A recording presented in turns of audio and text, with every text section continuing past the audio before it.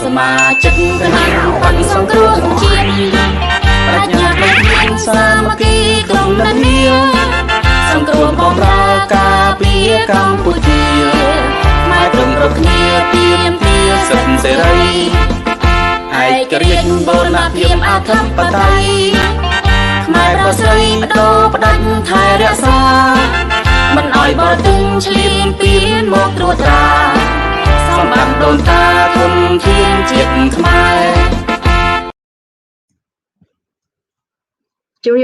Good evening, welcome and thank you for joining us tonight. This is Khmer Youth Voices for Justice. This show is part of the CNRP America live show. My name is Linda Wu and I will be your host today. Today is Tuesday, March 2nd, 2021. Our topic for today would be 1 year in review, opportunity and crisis during coronavirus pandemic in Cambodia. Before we start, please help to support our petitions at change.org, ending impunity for justice in Cambodia. Your support is vital in collecting more than 500,000 signatures. Together we fight to end impunity. Together we find justice for victims of state-backed killing in Cambodia. Please watch a short video describing our petitions and steps we need to take to end impunity for justice in Cambodia. តើយុត្តិធម៌ឬនីតិរដ្ឋភាព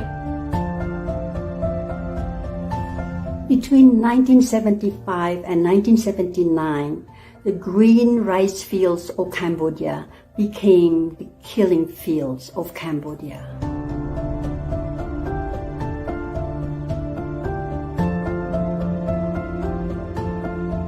Over 2 million lives were lost, including the lives of my own parents and many of my relatives.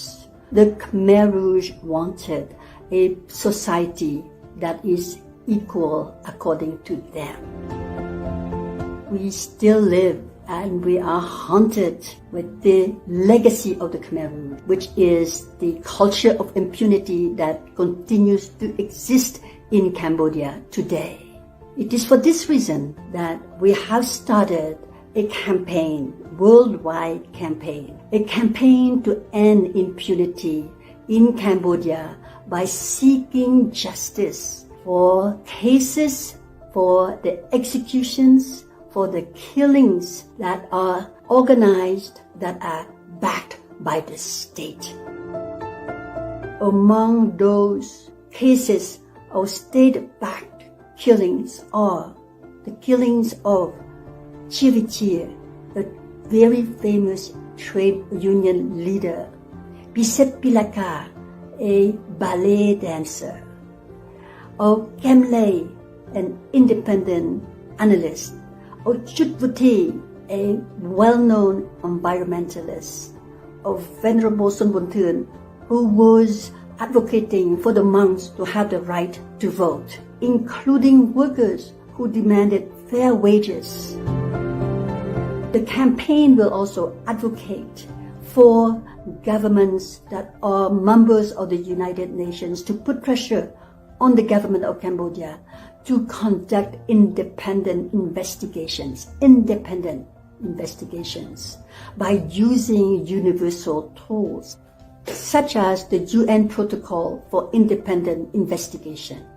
The campaign will also advocate for governments that believe and want to protect universal human rights to impose sanctions on the leaders of the government of Cambodia who are implicated in these state-backed extrajudicial killings. We ask you to be with us, to support us, to be part of a campaign to end the culture of impunity in Cambodia and to find justice for those who have been waiting for justice for their loved ones killed by the state. There cannot be real peace unless there is justice. There cannot be justice unless there is independent investigation. And then to take those cases to an independent justice system. Join us by signing on this petition. Thank you.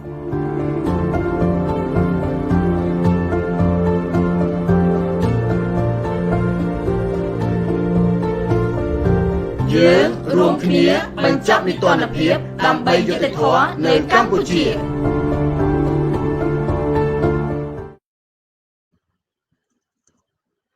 Please help to support our petitions at change.org. I just checked a minute ago. We at 59,000, almost 500 signatures, so almost 60,000 signatures. Your help is really important. Please help to sign, please help to share, and please help to help anyone who need help signing the petition. Almost 60,000 signatures, and we're looking for 500,000 signatures. So please help to sign our petitions. I would like to welcome my two wonderful guests for tonight. My first guest, her name is Sita Arunson. She is the CNRP America supporter in California. Let me bring her in.ជំរាបសួរបង ជំរាបសួរ How are you? I'm good. Thank you for inviting me tonight. Thank you for being here. Can you introduce yourself a little bit for our viewer? Of course. My name is Sita Arunson, and I'm a social worker here in my town, Fresno, California.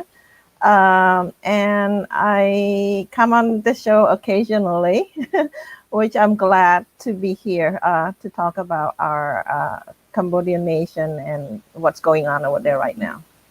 Thank you, Bong. Thank you for always being here, and thank you for helping us out.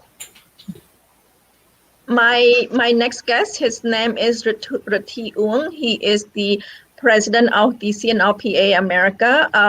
Let's meet him. ជំរាបសួរលោកពូ Hi everyone, and thank you for inviting me to be part of your prestige TV shows in English, of course. And this is very great. Good to be here. Thank you, Luk Pu. I know you are very busy, one busy person. Can you share with our audience what do you do on your spare time besides helping out the country? Spare times, I had to fulfill my duty as a father of my two youngest one and as a husband, and not much time spent with them, with my wife either.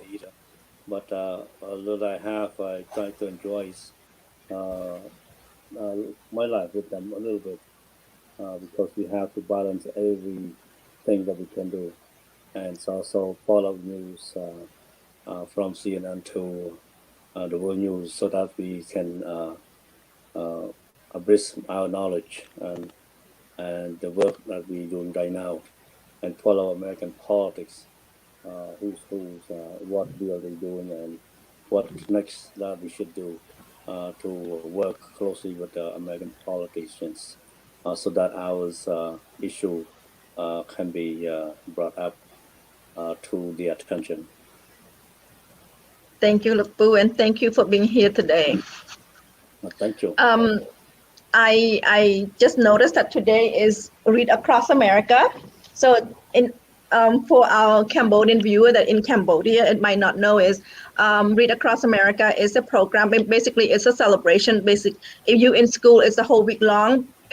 Also today is Dr. Seuss's birthday, which is encourage kids to read, to enjoy the reading. So I have two books, one of them by a Cambodian American lady. She's been to our show many times. She is beautiful inside and outside.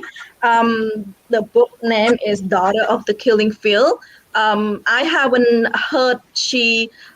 haven't heard her promoting her book lately, so maybe I can invite her sometime to show and to talk about her book. It's an inspiration story, and the most important is the ending. She's basically meet one of the Khmer leader, which is Khieu Samphan, and that is something that I'm not sure about you. If you have a family that's suffering the whole time doing Khmer Rouge and you happen to meet the leader, if I were her, I'd probably grab my hand across the table and grab his neck, but she didn't do that.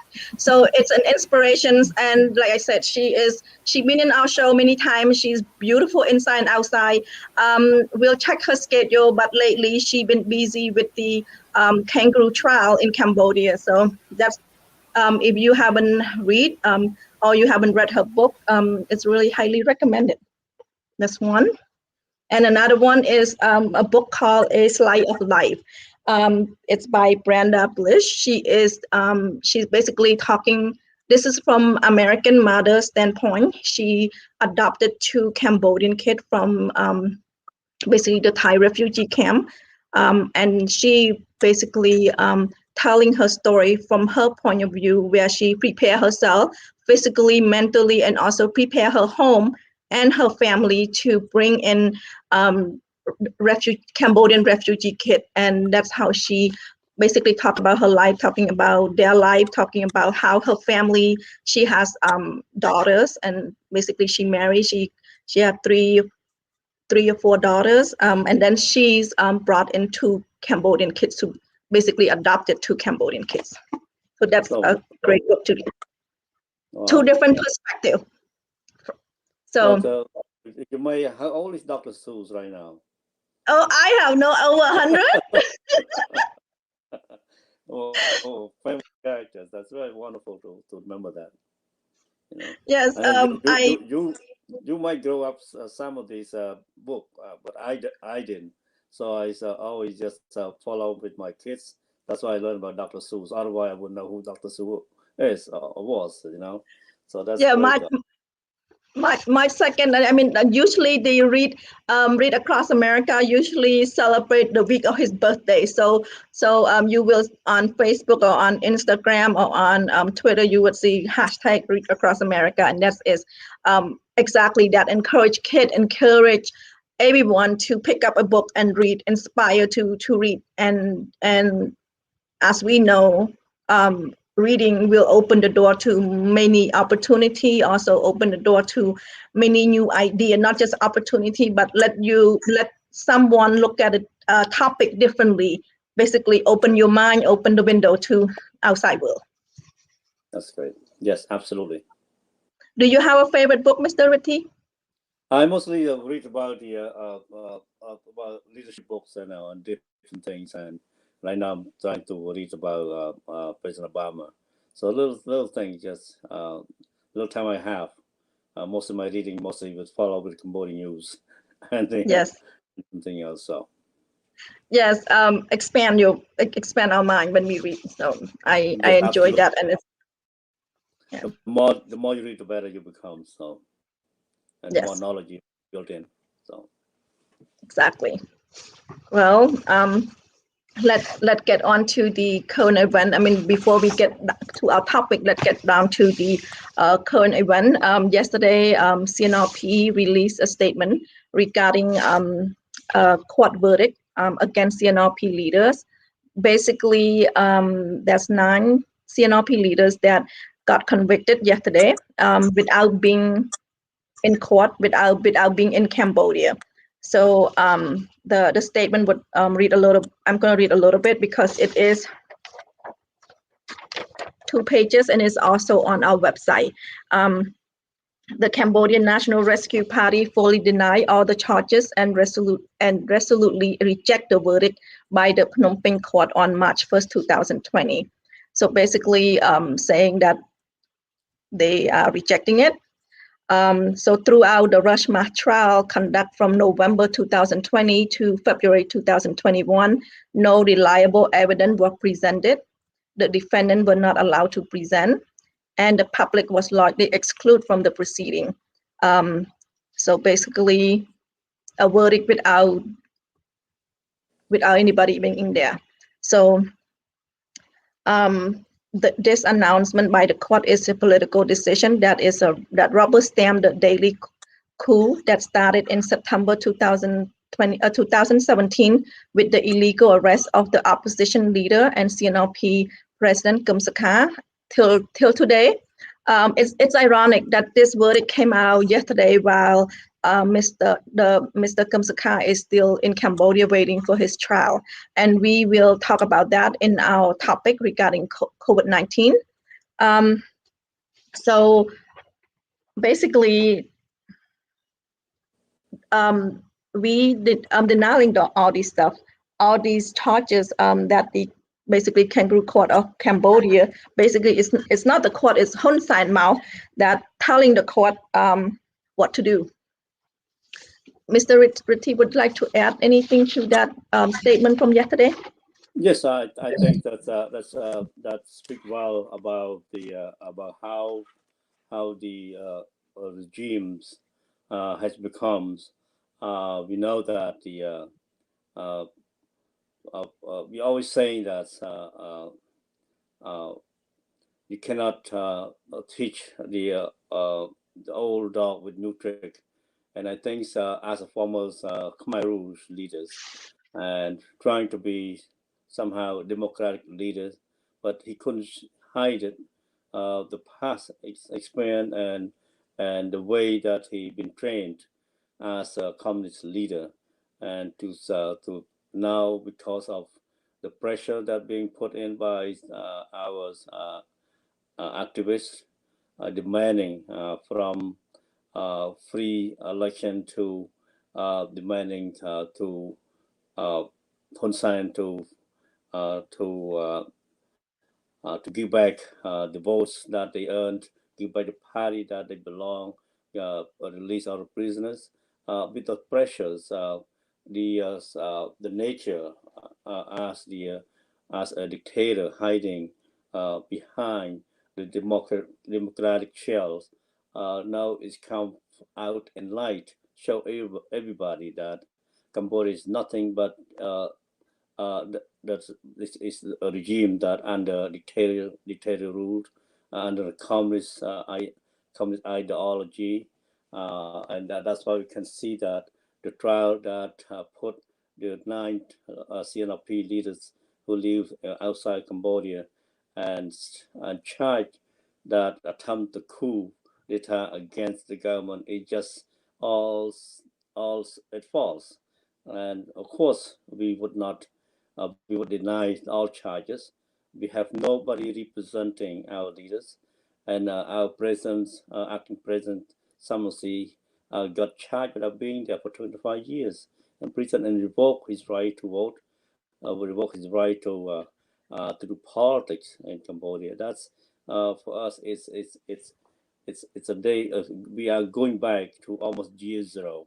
Year zero will be obviously a killing field, but now we're very close to year zero, and that's why we are here as the Cambodian national who lives everywhere outside Cambodia, work so hard, work together, trying to demand the justice to return back to Cambodian people, demand democracy return back to Cambodian people, demand that the freedoms of express and human rights have to be has to observe back to Cambodia.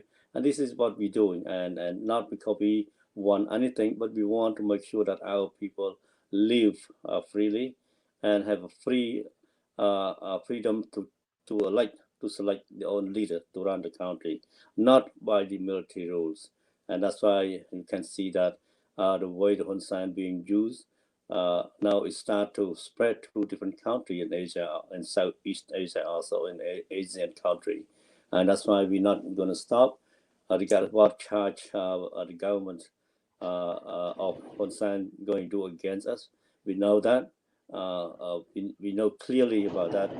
We knew ahead of time. But this is not going to stop us and not going to be intimidate us from doing the work on behalf of our people in Cambodia. So all these, we're not going to accept the charges, and we will challenge the charges when the times come to us. Thank you.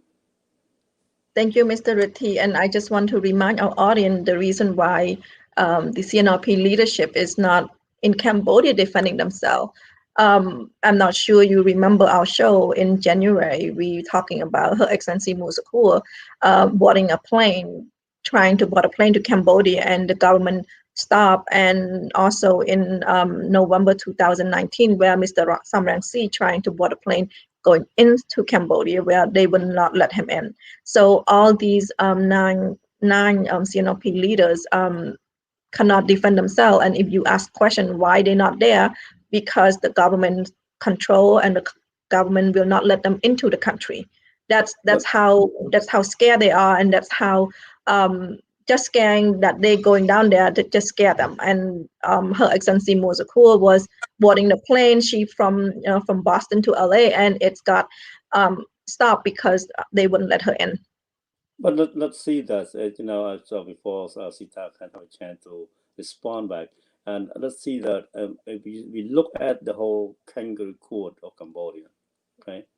We, CNRP, we have done nothing wrong but working to help the people to get their rights to be heard, to get their voice to be heard, to exercise the right to elect their leaders, to fight for human rights, to fight for democracy for the people. And those governments try to playing a political game, that game against us, and trying to manipulate us in every which way, from intimidate the witness,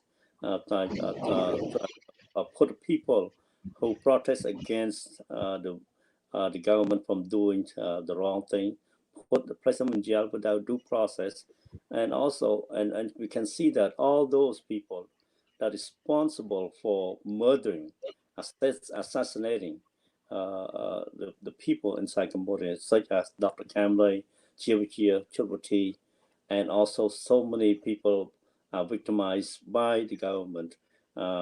People died from coup d'etat, but other people died from the government factory worker died on Bain Train highway. Those people, the government never brought them to trial.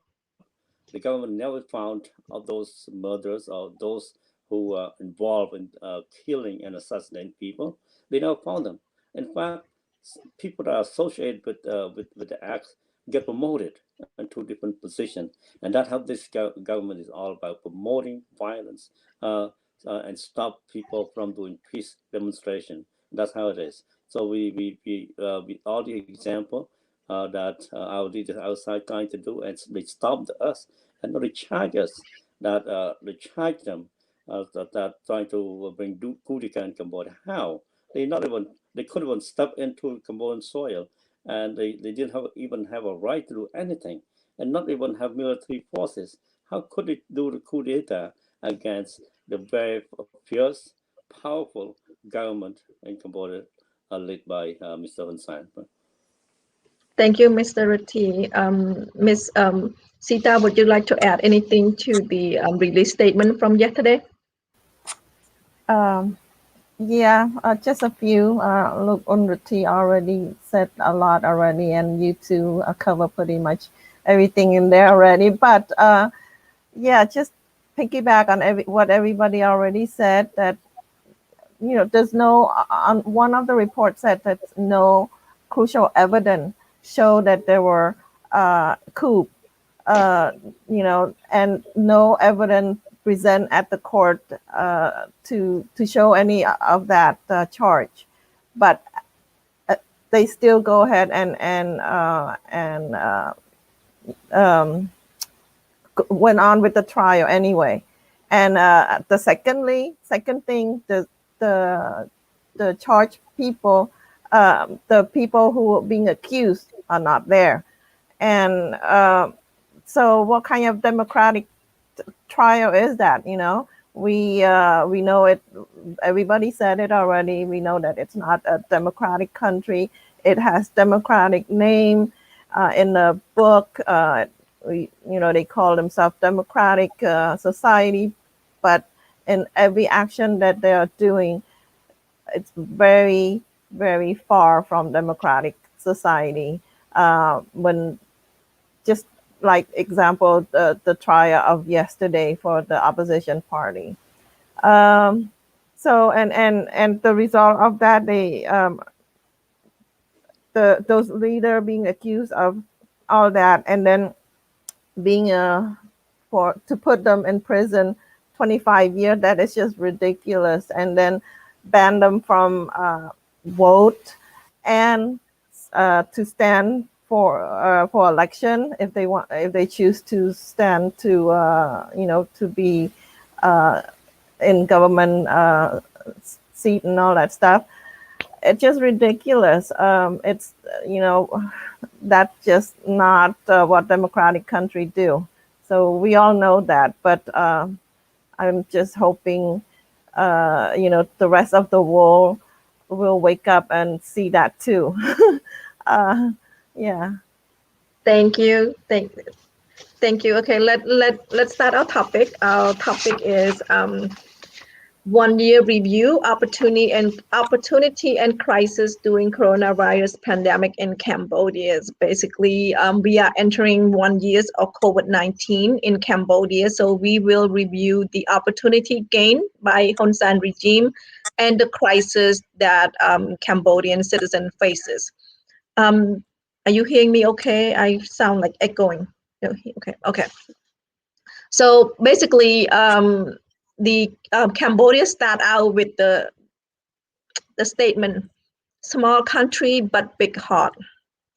It's a humanitarian hero in February where there's a cruise ship. It's called the America line cruise ship.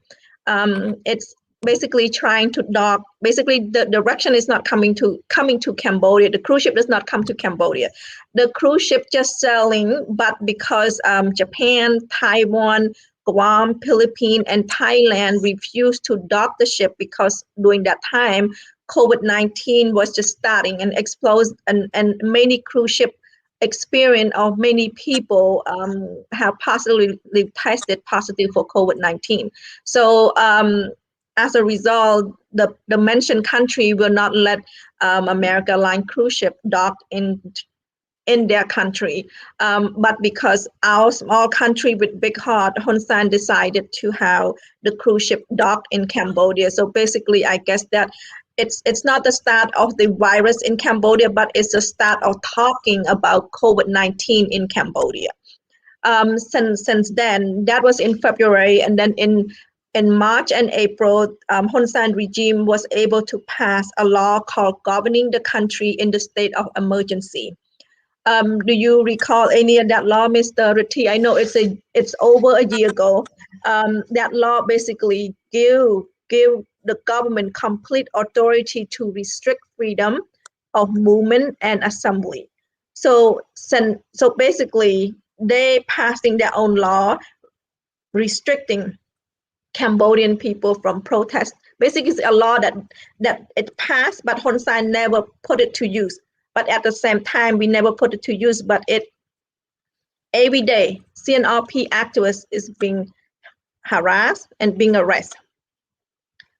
Mr. Rithy, would you like to add to that law a little bit so that way we remember this is a year ago? Yes, I think the law that governing the state of emergency law that Hun Sen have adopted, it clearly try to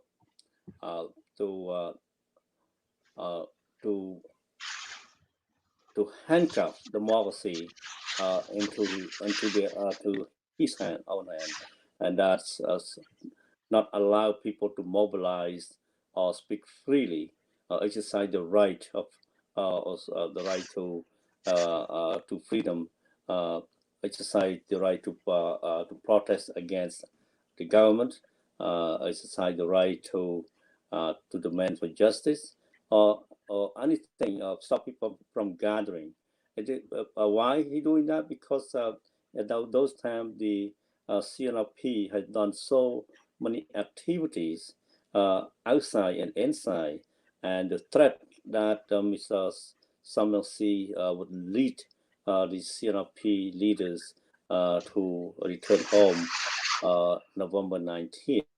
And that's another threat that they may plan, because we have done so many activities such as the not participating in elections, not and eating num jokes and doing a lot of protests against the China built the military base in Cambodia, and the activity against the land grabbers. All those activities, and especially knowing that Mr. Samusi and the leaders of CNRP would come to Cambodia without would come to Cambodia. That's why this law created sort of to stop us and to allow his government to do anything. He wanted to stop us from going back to Cambodia, and that's why the and now the charge, even the charge, Mr. Samosi and the to 25 years in prison, and the other 9 could face the same similar charges. But the fact is that this law is nothing but to stop us from doing anything that against the government. That's how it is, nothing else. But if there's nothing else going on, that law would not practice. We know that. I just remember that this law only created to stop those who work against him, against corrupted officials, those who want democracy to return back to Cambodia. That's how it is. And just I remember when during the law against Prince Ranrich about having 2 wives. After they charge him with have 2 wives, and after Mr. Ranrich being stripped off his rank, and those laws never applied. The top ranking official in Cambodia have 2 or 3 wives. Nothing happened, but only they only created to harm the Conservative Party leaders. That's it. So the same thing with this one. You just want to stop us from going there. And the rest that once we outside, nobody gonna ever heard this law again. Yeah, that law was created, and their party vote. I mean that the parliament consists of one party, that is CPP, and that law was created while I believe the infection rate was like 300 people till today, which is a year later. I believe the infected rate is still under 1,000, and nobody, and I mean, fortunately, there's no one passed away from COVID-19 in Cambodia, but it's still under 1,000 people got infected. Sita, would you like to add? Do you remember the law being and that law was going on while the start of COVID-19, where I believe less than 300 people was infected? Yeah, definitely. It was just an opportunity for Hun Sen government to take advantage of the situation at that time, and he used the coronavirus as a scapegoat to detain the people, the opposition party people who were doing like look, Onrati was saying, were doing a lot of activity, and so they want to prevent that from happening. So they used the COVID-19 opportunity to came up with that law to stop people from involving in those activities. That's it. There's, like you said it too, Linda, that at the time the COVID was infected people was about 300, and today a little bit more than 500. So in a way, it's lucky that our people is not harmed by those COVID.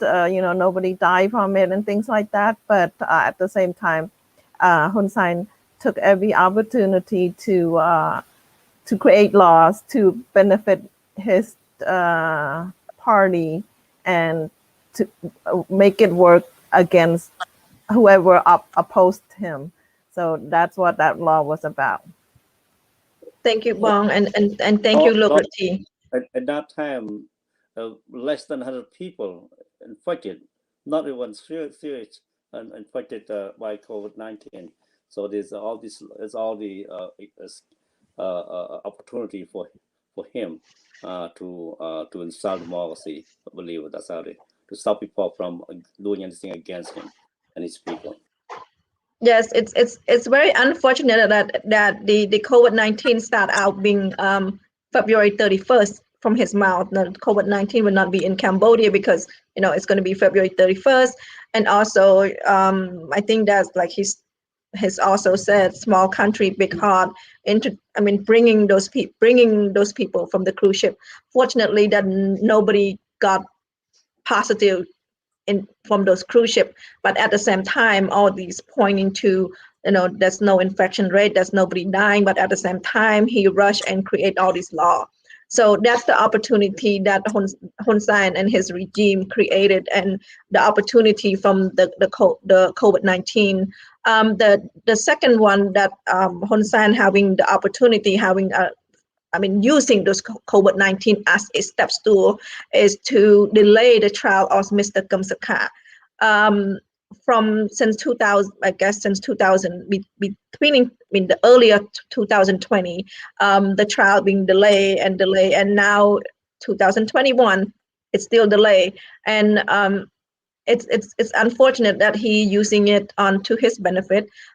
He did dissolve CNRP party, which is the biggest opposition in Cambodia, but at the same time, the party leader have not been charged, and that's something that's against the law. And Mr. Rithy, can you help to elaborate why the leader should be charged before the party being dissolved in Cambodia? That is the law, just they're not following the law.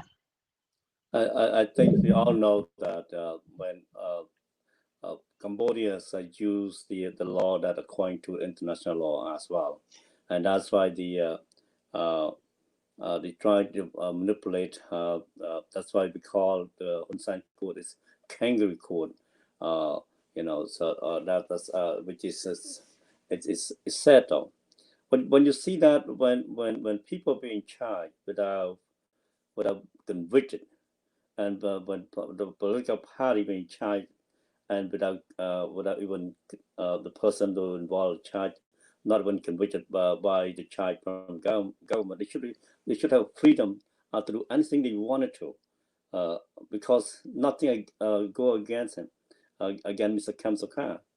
It's a long overdue, and also all those charges against Kamsaka based on the fact that one video clip from Australia when he was there visiting Australia, but they never get the defendant that they charge with that they charge Mr. Kamsaka treason, working with the United States to overthrow Hun Sen government, but never once they issue a summon to get the American leaders or ambassador to come to trial and try to charge against the United States government. Nothing.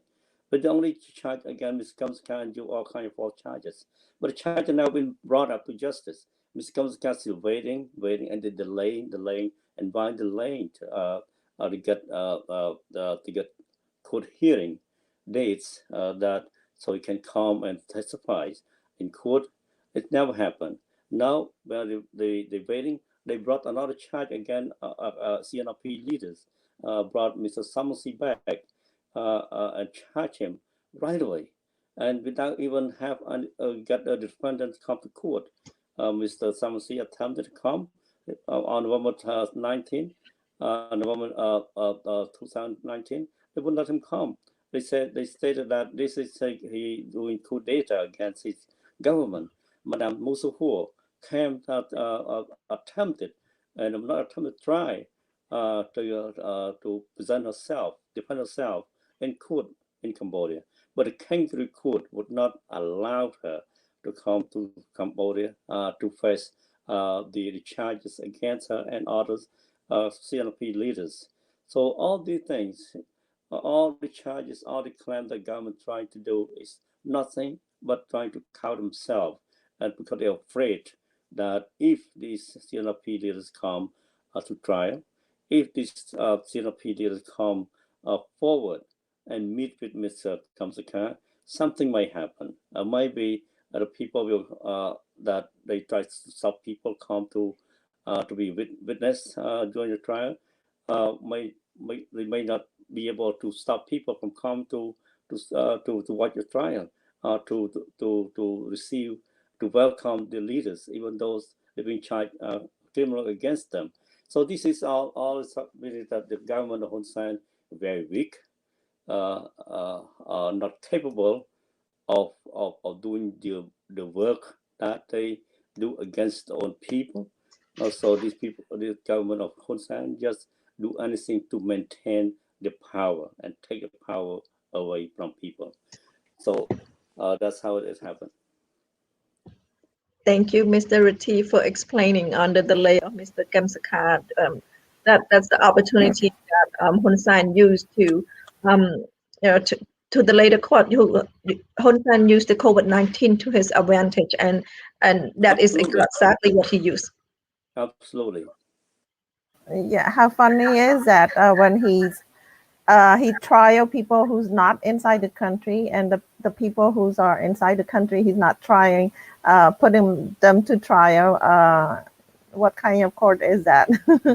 And I just want to elaborate also, the word coup d'etat mean taking force with military. And did any of that happen with the with the opposition party? With any military force or any police force or anything like that? That But actually, Mr. Hun Sen doing coup d'etat against civilians.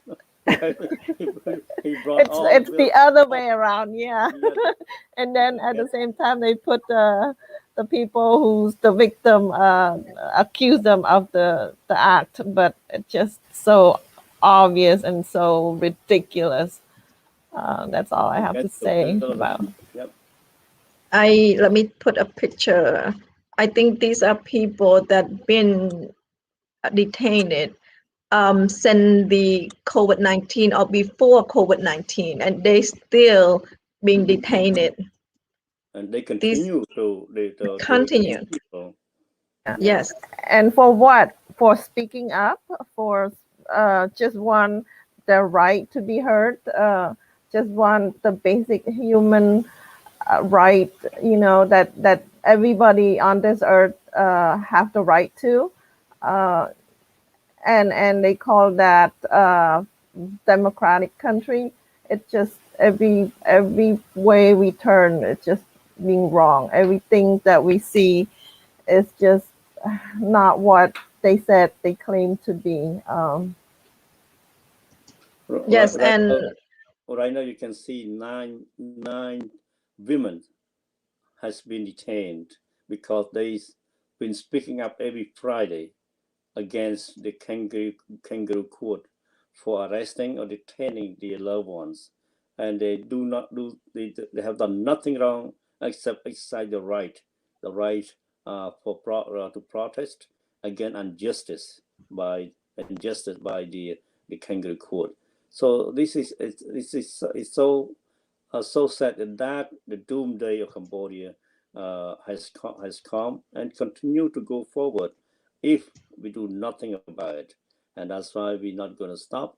And I hope the people will watch the strive, the hungry for democracy, hungry for human rights, hungry for the rule of law by the government from the protesters in Myanmar and Thailand, all those educators, youth, and workers came together and exercised the right to get the voice to be heard. And I hope that Cambodia will learn from that. You don't need to wait for leaders to lead you. You as an individual, join hand together, and you can stop that. You can do it.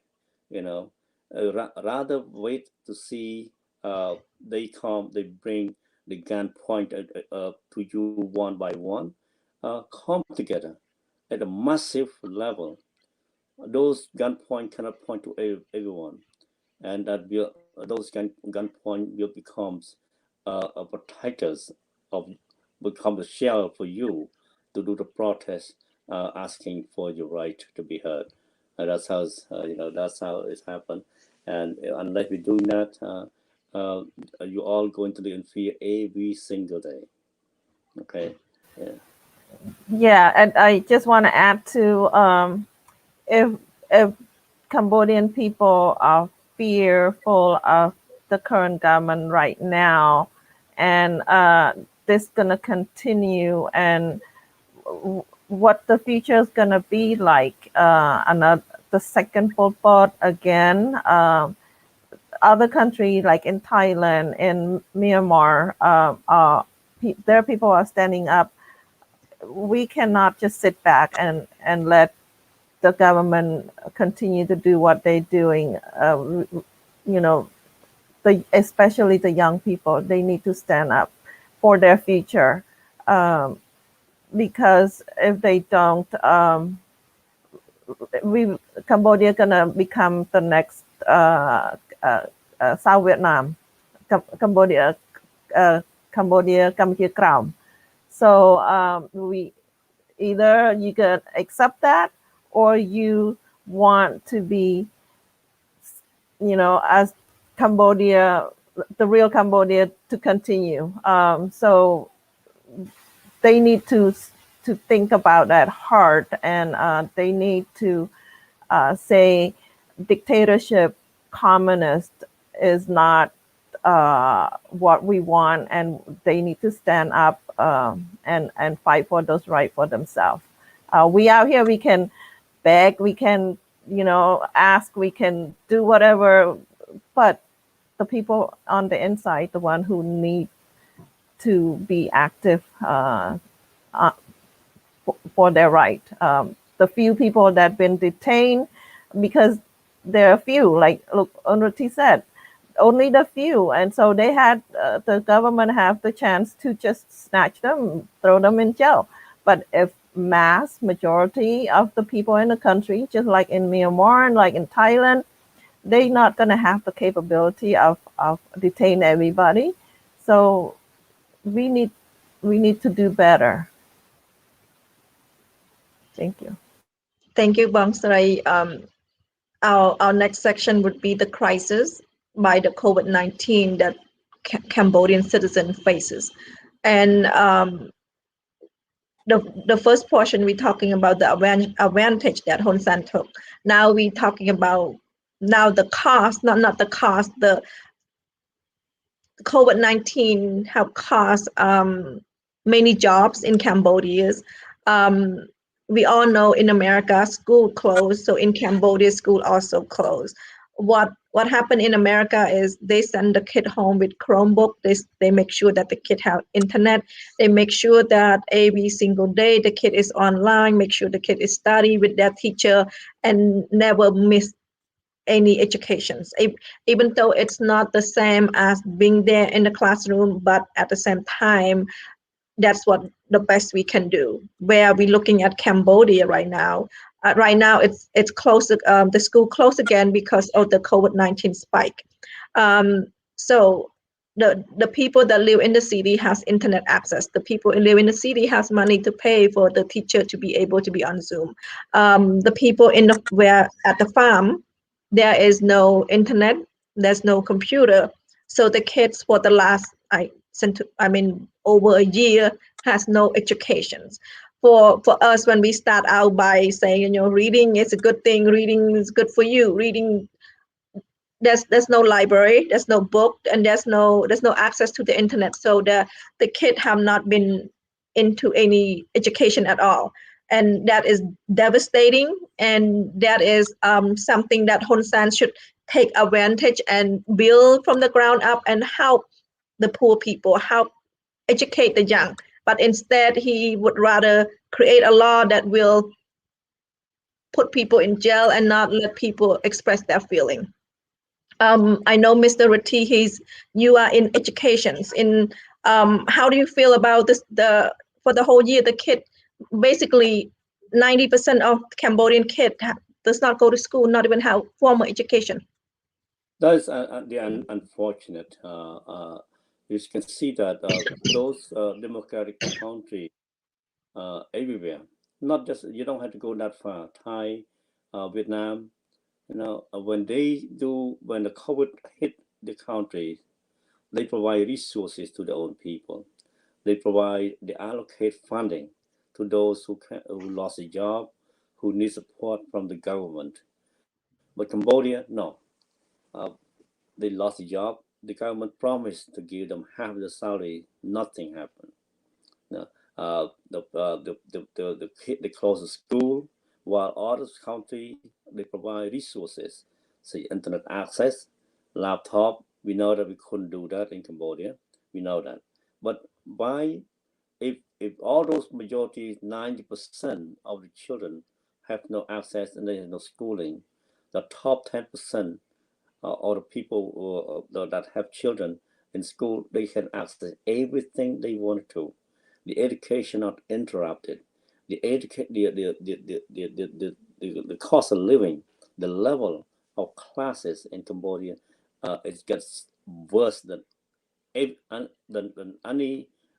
eras that I could remember. Okay, the rich people, the top 10% of Cambodia, the children can attend school. They have private school. They have access to anything they want to educate the children, but not those 90% of the Cambodian children. This is how the communist country rules. This is how the poor country rules. They do not want all the people to be educated. They only want the children and the own followers to be educated so that they can maintain their powers. And that is so clearly identified that. And the people beside that, we can see that the people who owe money to microfinance institution, not just small micro institution, even banking like ACLIDA, that started with microfinance to help the poor. Right now they don't have the poor. They suck every blood that a poor has. Now they take every advantage that a poor people have to take away the land, to take away the money, to take away their lives. When you lose the land, your house, you lost your life, you lost hope. That's how this dictator's regime doing, to deprive people from access of doing anything, and to take advantage of all those poor people by not providing them hope, by not providing the rights. They're not providing their support, and they just keep on step on top of them every way they could. And that the crisis that created by COVID is not doing any harm to Hun Sen and his followers. It's only doing harm to those who the 90% of the people who can afford to live without job, to live without getting money to pay to those institutions, to live without the children being educated, or to pay for the health care when they and children get sick, or find shelter for the to shield the children. This is how it happened. So it's about other people they protected. Cambodian people only protected. Hun Sen only protected for the old people, about top 10%, and that's it. And that's a sad thing, and we do not want that. The people have to realize that and have to come together and demand for justice to be heard. Thank you. Thank you, Mr. Rithy. And about Sita, would you like to add anything regarding the crisis of COVID-19 cost to the citizen of Cambodia? Yeah, sure. They already, the Cambodian community and the countryside already struggle with education. On top now, just like you and Rithy said, that they cannot even access to go to the the minimum school that they had initially. Now none. So that's make it worse. And in addition to that, the family, like both of you already mentioned about microfinance.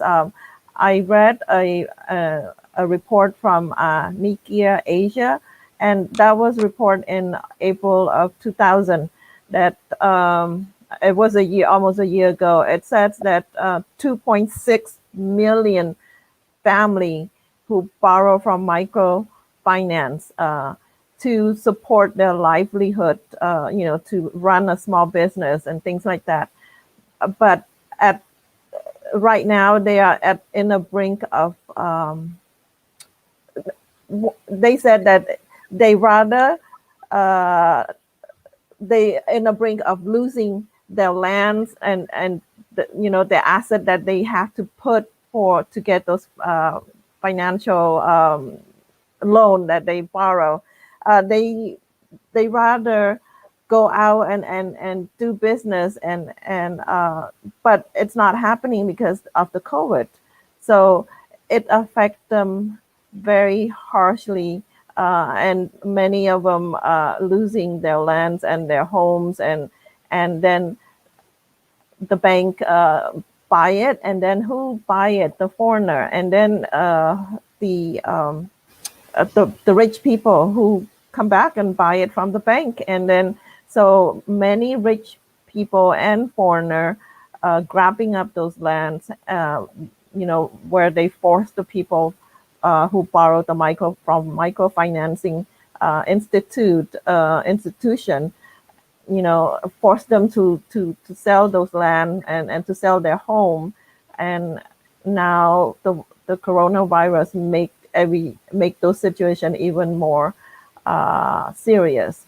So yeah, it's like you all mentioned already. Other government, their government have plans to help the coronavirus crisis.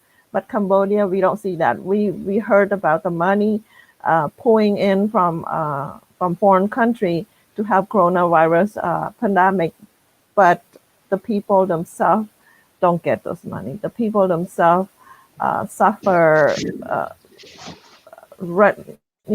just endless. So I don't know what to say anymore about all the situation in Cambodia. It's only getting worse each day, and it's really sad. Did you happen to recall when you read about microfinance, what the percentage those bank charges? Oh yeah. No, I didn't read what percentage they charge, but I know that the report said 2.6 million family, and the whole country has a little bit over 16 million people. So it's almost 1/5 of the population owe microfinance to the financial institution. So it's not good. It's just not good. From many time that I read, I'm not gonna able to cite the sources, but I'm thinking it's up in like the 20 or 30% at a time, where the interest rate is more than what the original loan is. I'm thinking that in America we call them predatory lending, where it's like that. So the family cannot afford to even feed themselves, but at the same time they have to think about the money that they owe. Yeah, and I'm sure when they borrow those money, if they know the little detailed information, if they understood the little detailed information, they probably wouldn't put their land to borrow those money. But I know people who's in Cambodia who was going through, was one of the borrower, and they said they did not understand what they were signing up for. They thought the financial institute backed up by the government, that the government would be looking out for them, and things like that. But no, they did not.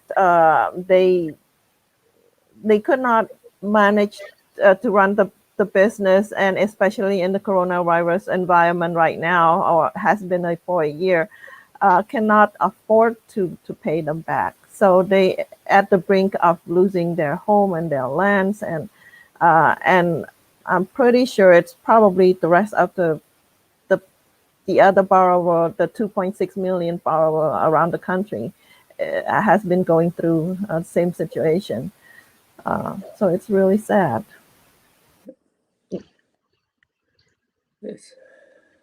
And You know, at the same time, the microfinance when it initially started in 1992, I was working in Cambodia then, and I was the one who helped the leader to start doing the groundwork at that time. Was a Chani, they don't have place, they don't have institution yet. They trying to do assessment throughout the country. The idea was great to have the poor, and the poor get the microfinance from them, and they get that resource to continue to help all the other poor people, and not get the money larger and larger, keep investing to other people, so that they can get control to their family economy. But after that, I think the greedy start to get to the people, so they start to think about how to get control of people's life. So they start to grab, take advantage to those poor people by putting a lot of interest on them. And the interest rate that they put is unbelievable, and just build up the interest with principal, and the daily rate is all, it's 120%. If you borrow 100, you have to pay them 20, like that. There's a lot of interest rate in there, and that's accumulated, and yearly it's almost 200%. That's why you stated earlier that the longer you owe, the more likely you're gonna lose everything without even get the benefit back from the loan that you have from those people. So this is not just the private; it becomes the banking that take advantage of those people. The government support to control those banking, so that to support people. But this government does not support the people, but it sleep with the bankers, so that they themselves can have a share interest from those bankers, and that's how it happened. So, and that's why the people are trying to protest against those people, trying to demand for justice. But now the law that the Hun Sen put in, but preventing them from do anything that democratically to support, to make the voice being heard, even asking for, and that's why it's very sad, and that's why we cannot stop doing what we are doing outside, so that we can asking the free world country to help us to move in this thing that I think to support the people, and that's why we push to get a bill, Magnitsky Act bill everywhere in the country and in the world, so as to stop those rich people from manipulate the powers on the people inside the countries such as Cambodia.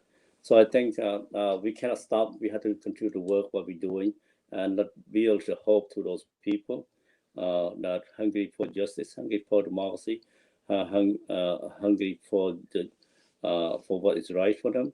And let's work, and hopefully younger generation will join us and look up to those countries next to us, our neighboring countries such as Myanmar, as well as Thailand. Let's build coalition and bring the voice of the help, the helplessness. So hopefully the voice can be heard. thank you, Mr. Rithy.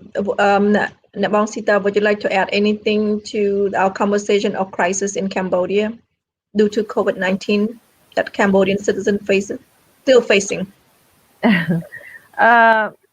Like Uong Rithy said, microfinancing is to help the poor. And I read many articles before too, not today, but before, when I was in my social work school, for my social work class. Those microfinance very helpful to those people who in a country that the government have good intention, and the microfinance is worldwide. So with the government of that country help, they help those people, the poor, to become better, sustain themselves. But in Cambodia, the government does not help the poor. Like Uong Rithy said, they help the bank, and greed comes in, and then they only help themselves and suck the money from the poor. And now that's why a lot of people are fleeing to a neighbor country, to Korea, to other country to get works, and they lose their homes, and just a mess. Yeah, and so we just need the people around the world, to say things, to say something, and need the people of Cambodia, the younger generation, to stand up for themselves, for their future, for their family future, to join with, the people on the outside, that we are doing things, trying to make noise, make voice be heard to the international community, for the Cambodia. So they need to stand up to, in order for the country to be better. So that's all I'm asking today, and I'm sure everybody here are doing the same thing, so the people can have better life, for themselves.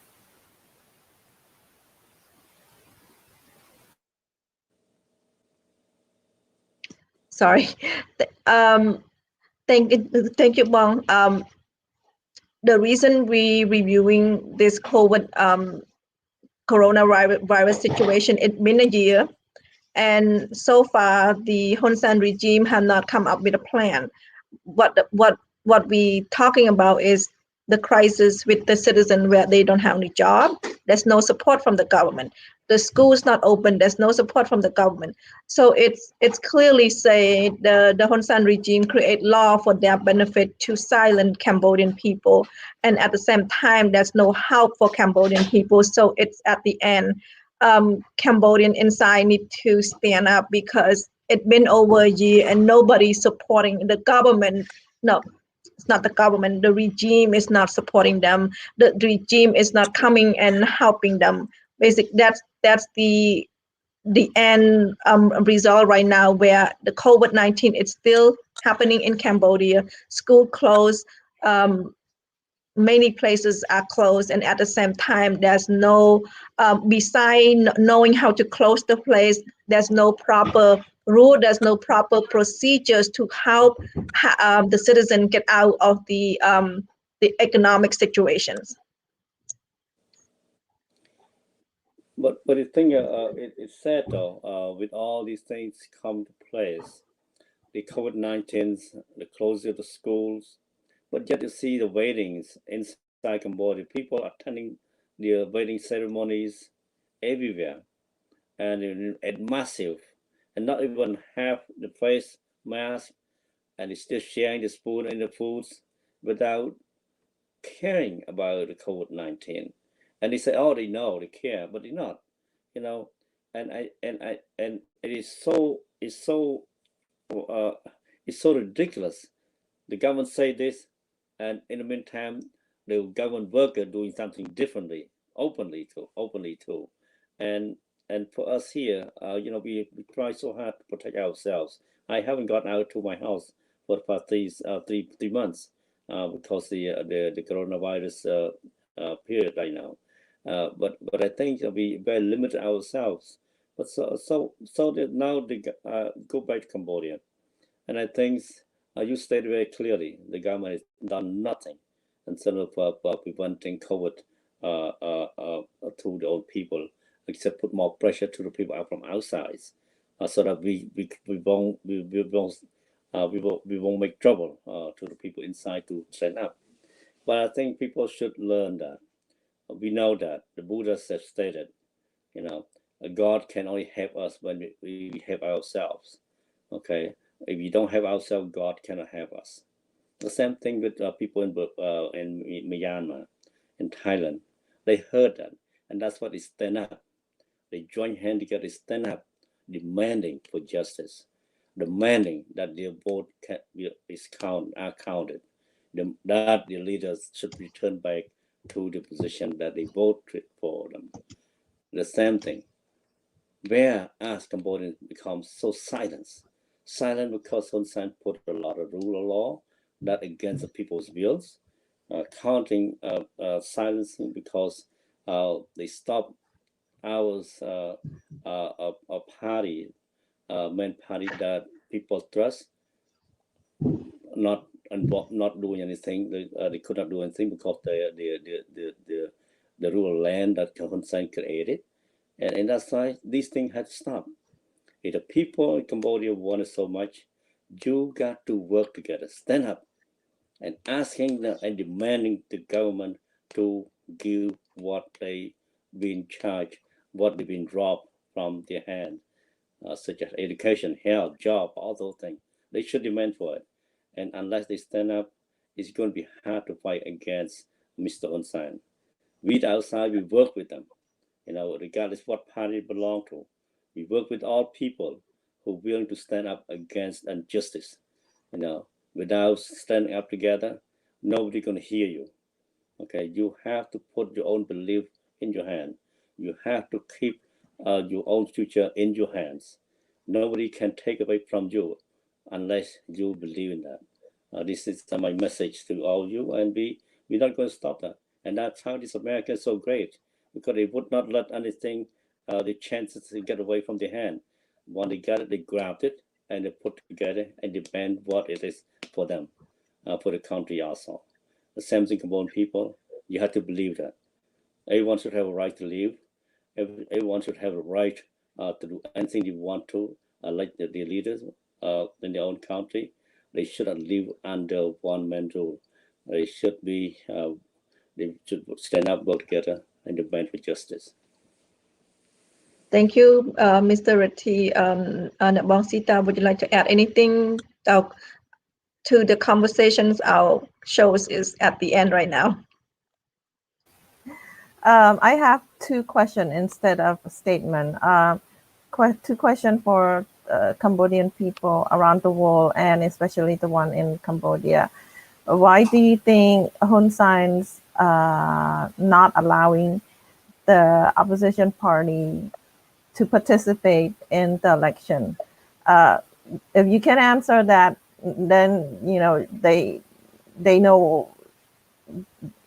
And then the second question is, why are they not doing something to help what they see is being wrong, as the people themselves? Like we over here, we all mention it, that when we see something's not right, we speak up, we stand up, we seek for answer.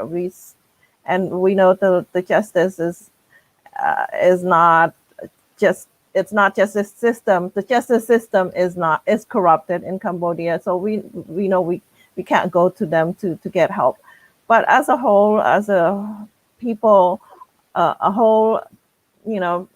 a whole, we can do something and together and show the mass power and can make a difference. The government won't let you make a difference, but we can make a difference ourselves. So yeah, that's second question is for the people. Why are you not participating? Why are you not standing up? Why are you not doing what you can for yourself, for your family, for your future, for your country?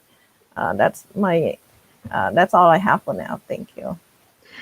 Thank you, Bong Sita, and thank you, Rithy, today for being here today. I appreciate both of you for being here. Let me, even though we talk about COVID-19, let me make it clear that COVID-19 is still a tough subject to talk about, because we ourselves, and we know people, we know our family that been affected with COVID-19. So when we talk about COVID-19, it's very tough. And at the same time, we're looking at Cambodia, where there's infection rate less than 1,000, but the government is doing, not the government, the regime is doing all it can to control and to silence the Cambodian inside. So like Bong Sita said it, like Rithy said it, we need to stand up. And before I end the show, I said, we need a leader who has empathy toward his own people. His own people has no job. He should have a plan. His own people doesn't have the kid doesn't go to school. He should have a plan for that. And not a regime that seek to take advantage or take the opportunity, to basically silence his people, and that's the end of that. And we all need to stand up, and we all need to band together and say, you know, it's been a year. He's not helping his government, his regime is not helping anybody beside himself and his pocket. You say it. Thank you so much, both guys, and please come back anytime, any day. I mean, anytime on Tuesday, we'll have more discussions and, you know, about freedom of speech, because we live in a country that we can speak and freely, and at the same time we can discuss any subject without being worried who's going to be outside our door. So thank you so much for being here today. Well, Thank you. Thank you, and thank you our guests for being here. Bye-bye. And yes, and thank you our audience for being here from the beginning until the end. Thank you for being here today, and thank you for tuning in. We will see you next Tuesday. Thank you.